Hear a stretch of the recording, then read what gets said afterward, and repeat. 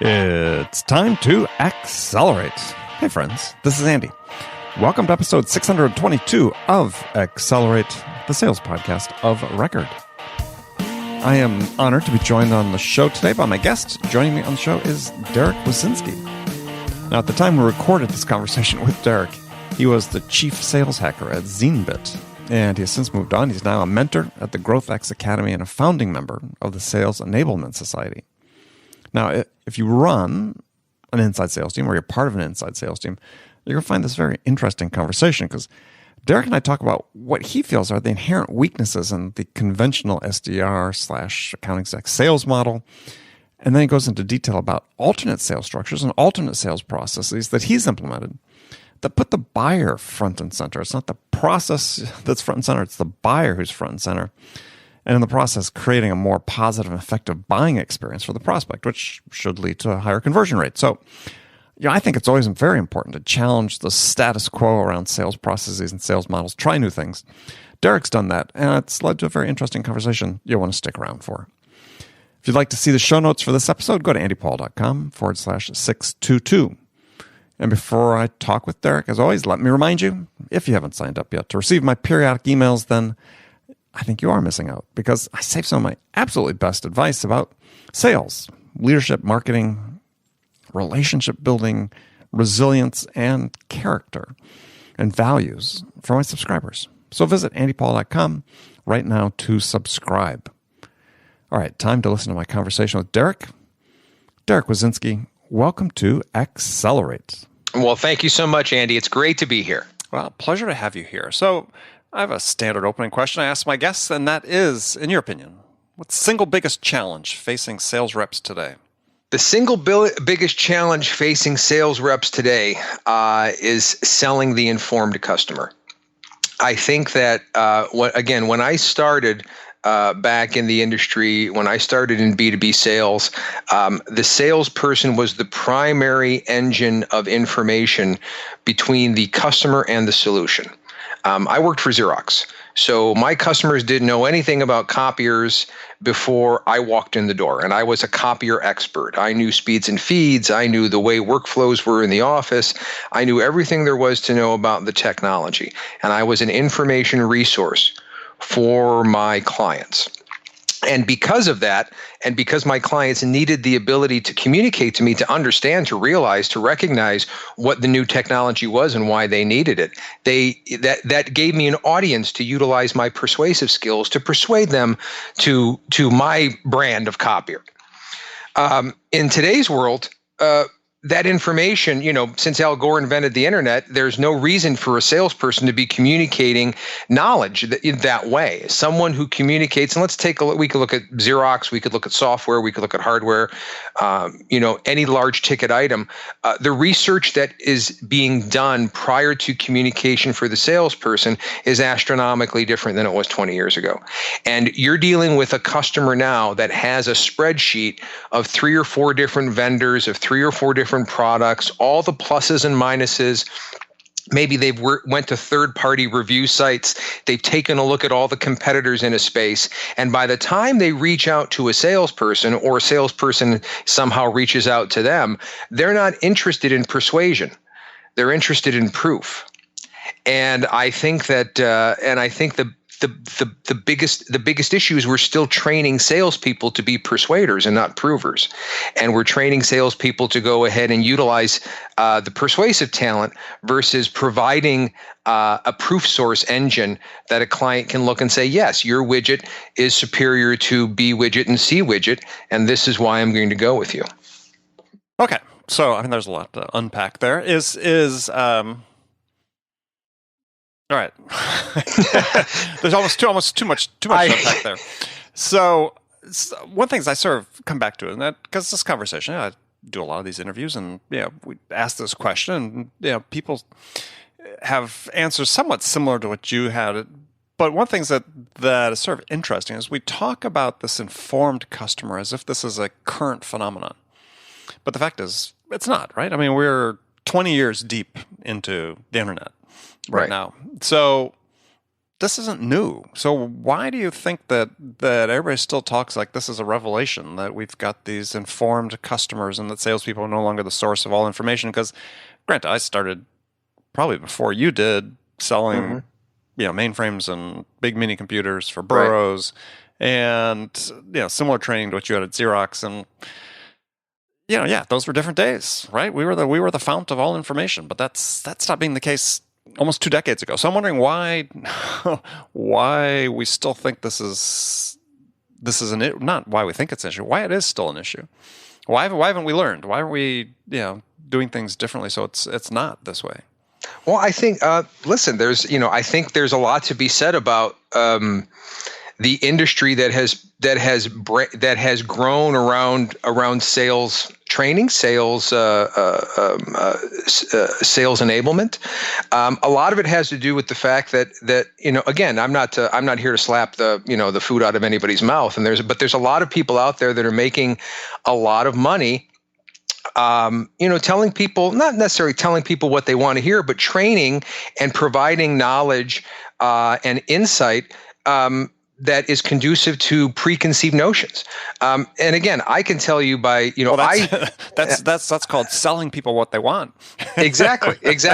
And when you sell, and when you sell people what they want, when you're dealing in the sales world, and this is the issue. So if I'm selling people what I want or what they want, and I'm selling ERP systems, or I'm selling something to the effect of maybe airplane parts for Boeing or something else. I'm selling the customer what they want because they want a certain thing. They want the software to do this. They want, because they need, their end result is not sales.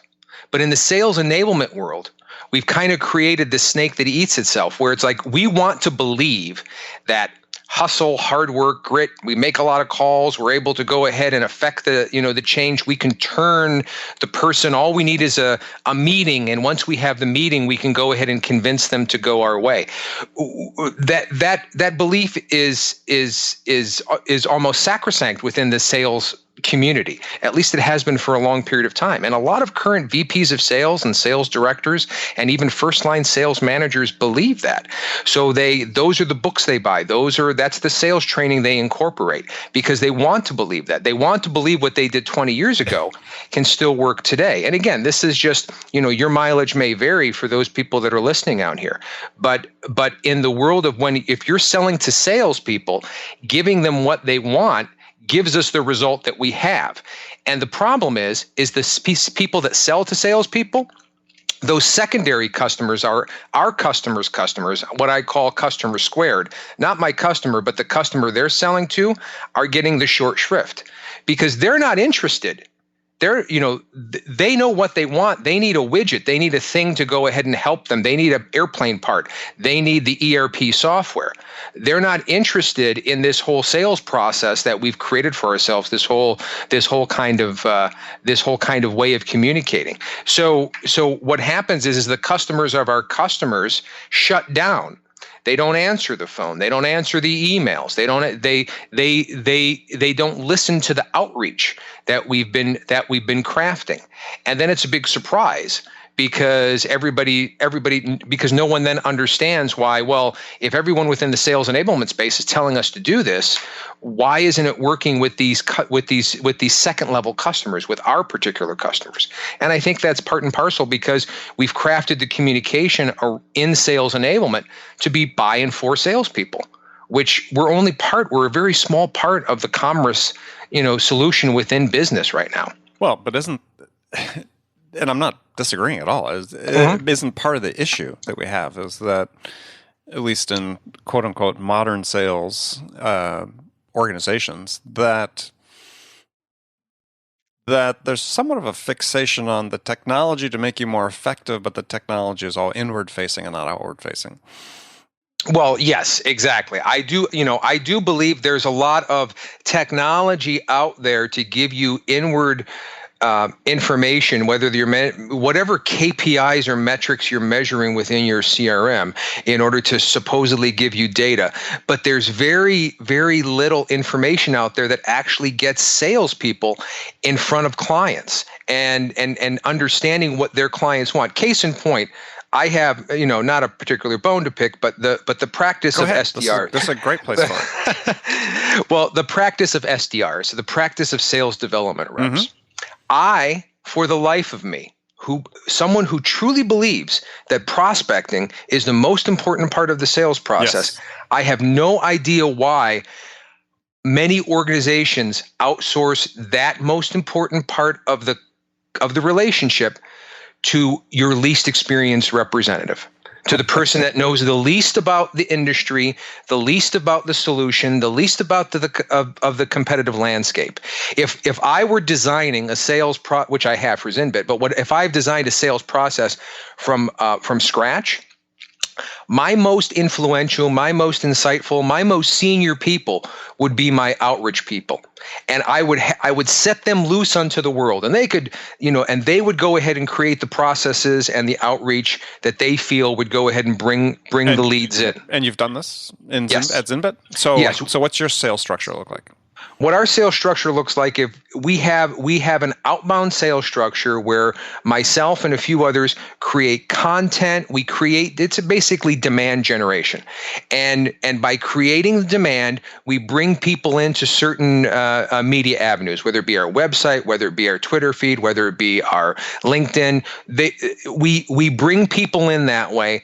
Once they connect with us on a content basis, they like something I post, they retweet something, there's multiple avenues to do that. We start having a conversation with them. Once the conversation has passed the point where they say, well, yes, ZynBit is something that I think I could use it. There's something interesting about it that I'm looking at, that I'm willing to look at. The sales process for us stops. It shuts down. Now we go into what I really would talk about now, which is the customer experience. They're not handed off, but they're transferred over to the customer experience engine we built here. And they're not SDR reps. They're more like concierges. And these concierges walk them through the proof process, the trial process, the demo process, whatever that proof source the client needs, and then walks them through a process and makes it very easy for them to buy. Now, there's a couple caveats here. We have we're an inexpensive solution on a per user basis. We are software as a service. So there's some caveats there why that model may be more conducive to what I'm doing. But that's kind of the structured model that we've created, and we've been growing steadily over the last 2 years. Okay, so just make sure I understand. So instead of having your SDRs doing your outreach, or your least experienced people doing outreach, your entry level, is you've got a strata of more senior people. Yes. That are doing some form of proactive outreach, but they're also responding some to inbound interest as well. Yes. Okay. And so they will work with the prospect through the education phase, we'll say, until such time as the prospect says, hey, I'd love to see a demo. Yes. And then they hand that off to your customer experience team, who then says, okay, we're going to shepherd you through, as you said, the proof phase of this. And interesting. So what do your customers say about that? Well, our customers say, we like this so much. As a SaaS customer, can we do a 3-year deal with you as opposed to a 1-year subscription with you? I mean, they are incredible. Number one, they love the fact that it's not the heavy push on the front end for the close, for the sale. They love the fact that they're given the ability to understand and be educated about the solution and get provided insight and all those things we're talking about. But then they're provided a team that is there to help them with how could you say the knobs and the dials of actually making the proof source work for them. And there's not a heavy pitch there. There's not a big, not every conversation ends in a value proposition or a discount conversation. So what do you call the people that do the front end? People that call it the salespeople. All right, salespeople. So Right. salesperson has no involvement then once it's handed off? No.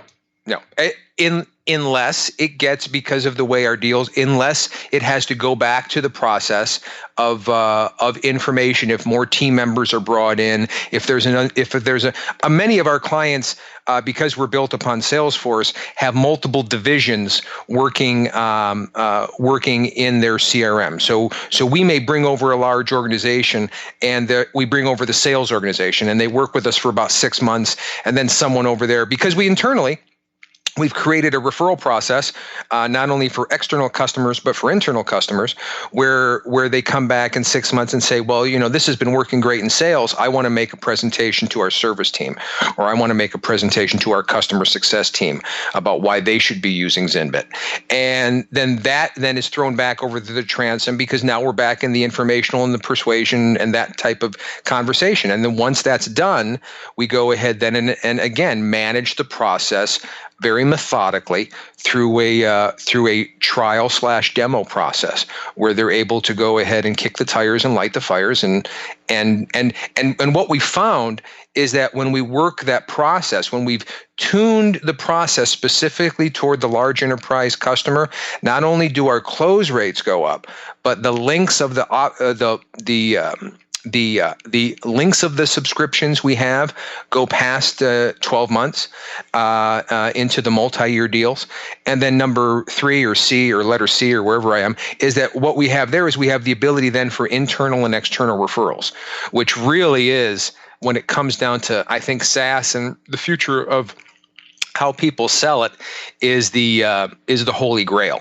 Because I think that we've all had referrals, in whatever we're selling, whether it be copiers or real estate or whatever it is. We know when we get a referral from a satisfied customer what that means to our pipeline and to our forecast. So by building an engine that naturally that's the outcome, we found a great deal of success. Okay, so and one thing you've written, then just sort of follow maybe the last question on this process part, is you'd written somewhere that the telephone's dead for salespeople. So what did you mean by that?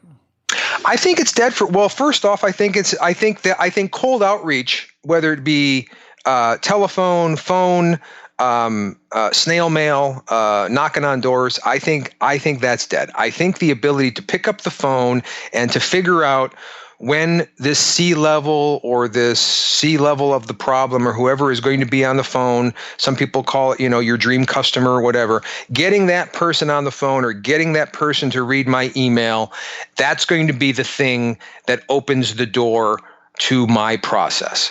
I think that's dead. And I think it's dead because the technology exists now where I don't have to answer the phone and I don't have to read your email. I don't have to do any of those things. And we've noticed over the past couple of years, I know when I started knocking on doors and making phone calls, 50% of the doors would be, the knocks would be answered. 50% of the calls would be answered. They wouldn't go straight to voicemail. Now it's 1 in 20, 1 in 30 that you actually get a live person either on the phone or you're actually able to walk into a business and talk to someone. So what's the alternative to? So what do you recommend? What's your team do? What do your salespeople do if they're not using the phone? We all know the stats. The phone is, as you just said, it's more problematic than ever. Right. So what's the alternative? What should companies be doing? Well, that's a really good question. So it depends upon what widget you sell. I mean, for us, and again, this is, building it in a SaaS model where we are built upon a platform, we interact with people that are already engaged in the platform. Our platform is Salesforce. So we immerse ourselves in the Salesforce communities. Every major Salesforce user group across the country, we are in contact with, both electronically and physically. We fly out all over the country to Salesforce user group events, which aren't paid for by Salesforce, but they're run by the local user groups. And we not only make appearances, we provide insight that has nothing to do with our widget, whatever we sell. That we go above and beyond. We do the research. We go ahead and provide best practices in order to help our core customer, which is a CRM administrator, on how to effectively do their job the best way they can. And by engaging in those communities as a content, as an insight provider, we found a great, the level of our leads, number one, is drastically improved. But number two, the level of our referral opportunities, even for people that aren't at this point interested, or maybe they're using a competitor, maybe they're contractually obligated to do something else. We've had people where I've been in, at Lake Tahoe at the Salesforce user group, and we did a presentation there called Houdini Administrator, how to be invisible to your salesperson and how to get your salesperson to love Salesforce, right? And by providing that directly to an audience of Salesforce administrators, we had people there who said, I can't do anything right now. I don't have any budget. I don't have anything else.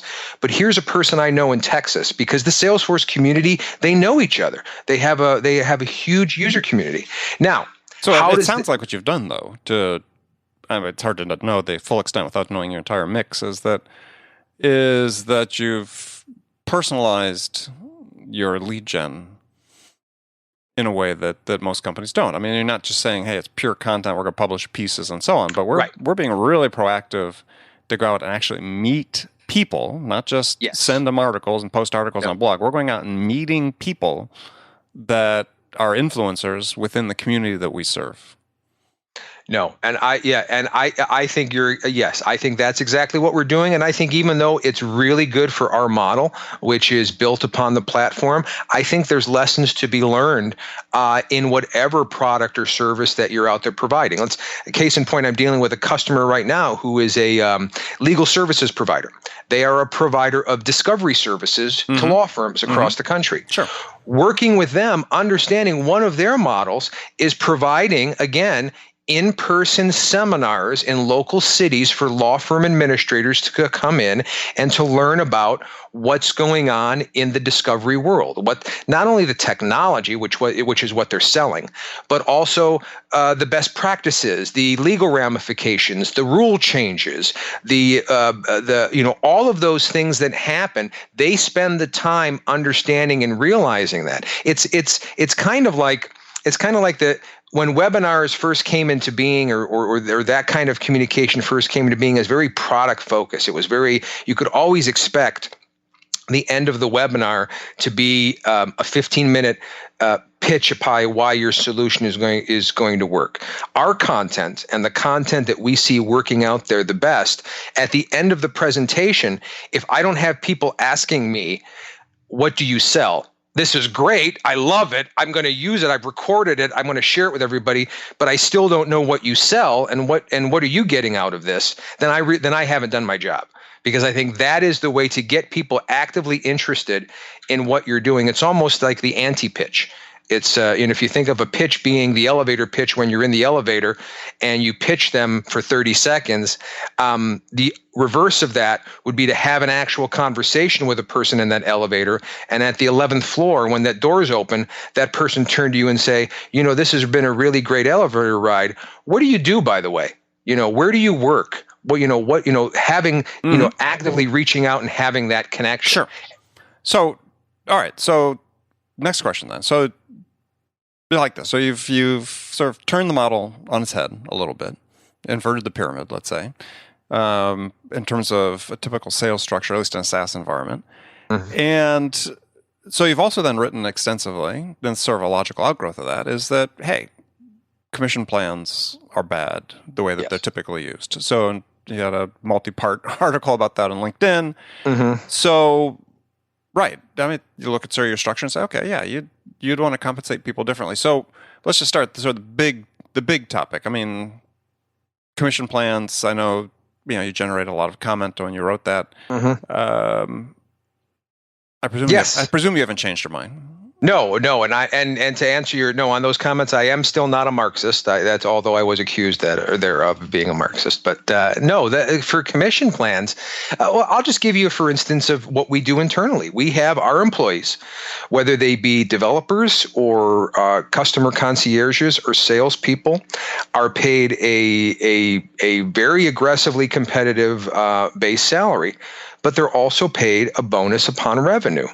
A revenue bonus, a quarterly revenue bonus. And it is based upon the entire organization's revenue. So customer success has skin in the game when it comes to the sales process and the prospecting process. Sure. Prospectors have skin in the game to make sure that they're moving people through the pipeline that are actual customers, that are people that are really interested and are not just throwing flotsam over the transom in order to go ahead and make a particular number. Actually qualified. So what you're saying is in your model, and unlike, so again, the inversion of regular SaaS model where SDRs, quote unquote, qualify prospects. I mean, they qualify them to a degree, only to the degree they might be qualified to have a demo, but you're actually doing actual qualification with your sales team. Yes. Okay. Yes. Actually, yes. And we have had, your qualification process is working well when at the end of the initial meeting, you tell a customer or a prospect, I don't think you're ready for us yet. Or you haven't, because I think that's a sign of a good qualification process, because the point of qualification is not to qualify people in.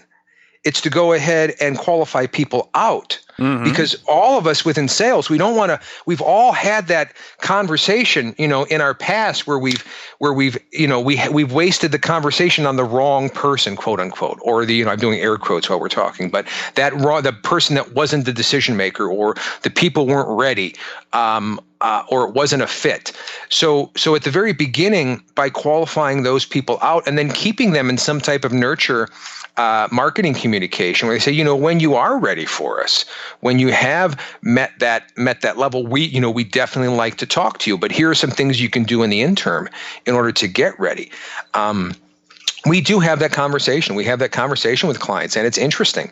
And it's something, invariably they're ones to say, well, what do I need to do to get ready? Or what's the metric you're looking at that you're telling me that we're not ready for us? And we're very transparent in that.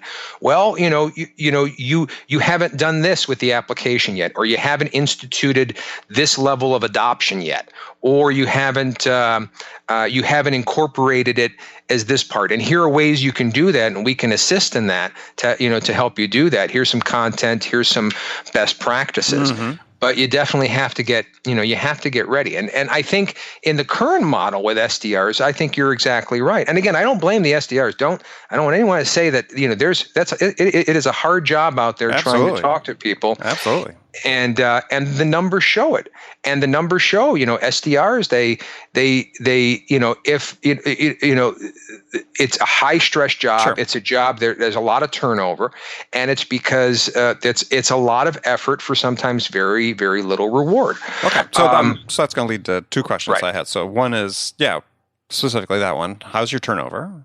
And then the second one is really perception of the team in terms of, the collective, the feeling of being in it together. Do you have you really got that? Have people really bought into it? So let's start with the first one. Good question. So we've had in the last 2 years, we've had one turn, of the people we've added, and we've been increasingly adding people as we go through 2 years. We've had one person turnover, basically. So percentage-wise, 1 out of how many? 1 out of 20. Okay. All right. Wow. So. But I will tell you, our hiring process and again, that's the second part of it. The process that we engage in, we're definitely, the very first thing we look is, do we have the right people? And if we have the right people, if we're talking to the right person, if this is the person who gets it, quote unquote, if this is a person who understands it, who understands what we're trying to do and what we're trying to accomplish, it's almost to the sense that the position can be created for that level of person. I'd much rather have a team of people that are the right people and try to figure out the right places than have all of the right places and trying to stick people in those right places. Yeah. And I think that's pretty standard kind of thought. But in the practice of no, I don't. I disagree with that. I mean, I think that it's unusual for people. I forget what the quote was I saw recently, but saying, if I had a choice between skills and character, you need both. But if I couldn't get one, I'd take character before skill. And that's sort of what you're talking about, right? Is you want to find the fit for the people in your organization rather than hiring somebody because they've got some unique skill set that, even though they could be objectionable as a person. No, and here's the philosophy around that. We talk about our organization, and when you read that multi post thing I did on LinkedIn about commissions, then none of that works if that person at the very beginning doesn't understand that and doesn't believe in what you believe in that aspect. If you're trying to take a person who has been living, who has been a commission-based salesperson for a great number of years and then forcibly change their level of compensation to a different model, that's going to be a problem. You're going to have a problem if you bring people on and their first reaction to something outside their wheelhouse is, well, that's not my job, or that's part of John's job, or I don't know how I could help with this because it's not something that I do. Hopefully they've self-selected during the interview process because you've made that clear. Well, that also is part of, we do a very interesting way of bringing people on through the process. A lot of it is referral.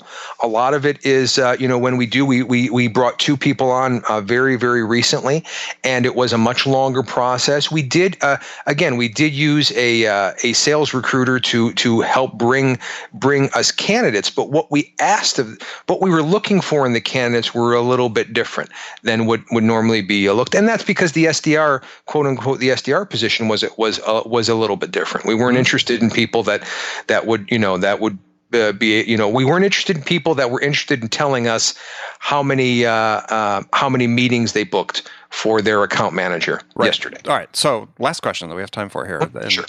We'll a lot more we could talk about. So what are the metrics then that you use to evaluate your team members? Well, that's a very good question, because some of them are hard metrics and some of them are soft metrics. So let's just start with your salespeople, and then we'll talk about your concierges. So salespeople, they're just bringing people up to the point of being ready for a trial or demo. So what's their key metrics? Their key metric is, I didn't even call it a SQL, the SQL conversion to actual sale. The ability, when they bring something in, when they bring a lead in, and you take a look at what they're doing and how that converts to an actual sale, that's the main metric that we're interested in. So, so you're terming an SQL when they hand it off to the customer experience team. Yes. Before that, it's all MQ. Yeah, it's before that, it's all. But when the actual salesperson is interacting with it, it is an SQL, and that conversion rate is incredibly important. Okay. And then for your customer experience team, what metrics are they held accountable for? 2 metrics. The first is the other half of that metric, which is the SQL to conversion, which they're all, because they're also marked on. If you have 10 SQLs and you're only converting 2 of them, we identify and we look at through our management and the coaching of the reps and the coaching of the concierges, what's going on. What's the reason we're having this issue? Is it garbage in, garbage out? Is it good stuff coming in and we don't know what we're doing? That kind of metric. And then the second metric is upsell and referral. The second metric is upsell and referral, because at the end of the day, the concierge is, they're responsible. They're responsible for they will be responsible eventually for the lion's share of the revenue from that particular client, because they're the interaction point from that point forward. So including during the implementation phase. So they're basically customer success as well. Exactly. We call it CX, but the reason, but they are definitely the linchpin for customer success. So they're. So yeah, I was going to say, so one of the ironies to some degree is then, and this is very different from the traditional SaaS model, is that your quote unquote closers are actually your customer experience team. Well, that's exactly, because because when you think of it, listen, every good sales book I've ever read has told me that I shouldn't have to ask for the deal if I've done everything up to the point the right way, right? Everybody from, I don't know, whether it's Zig Ziglar to Mike Bosworth to Neil to spin selling, they're all like, if you have done everything you need to do up to that point, there shouldn't be a point where you have to ask for the sale. It should be just a natural progression. Well, the natural progression of that is that, if you go that one step further, is that you shouldn't even have to have a salesperson at the end of that process, because the natural progression of the interaction from the point of the customer experience from the concierge is that, of course, the proof source is there. Your experience with the organization has been such that it is in our benefit to do business with you, ergo, sign the contract. Yeah. Well, I mean, as I like to say, and I've in my books, is that salesperson's never in the room when the customer makes the decision. Correct. So much for the closer. All right. Derek, good stuff. Tell folks how they can learn a little bit more about you and ZynBit and connect with you. Well, fantastic. Well, ZynBit is, you can always take a look at us. We're built upon the Salesforce platform. You can find us at www.zynbit.com. That's Z-Y-N. Z-Y-N-B-I-T. That's Z-Y-N-B-I-T. Also, you can find me as well. I have a LinkedIn profile, Derek Wyszynski, W-Y-S-Z-Y-N-S-K-I. You can find me there. I also am on Twitter at Real Sales Advice, one word, Real Sales Advice. You can find me there with my my Twitter feed. And then I do have just a collection of all the blog posts and some of the cartoons that I do. The 7 a.m. sales meeting cartoon I do on a weekly basis can all be found at realsalesadvice.com. And that's just kind of a clearinghouse for all the content that I do that people can see. And yeah, people should go there. Derek is prolific. So, and yeah, to his credit, and what I like to see is that, it's different. Somebody's thinking about something in a different light and different perspective than just, follow the steps as most people seem to be doing these days. So, well, good. Derek, thank you. And we'll have you back on the show again. Fantastic. Thanks so much, Andy. It was a pleasure. All right, friends, thank you for spending this time with me today. Make sure you come back, join me again for the next great episode of Accelerate. Till then, if you get a chance, appreciate it if you go to iTunes, wherever you listen to this podcast, and leave us a review and subscribe. Appreciate hearing from you, what we can do to make this a better experience for you. So thanks again for joining me. Until next time, this is Andy Paul. Good selling, everyone.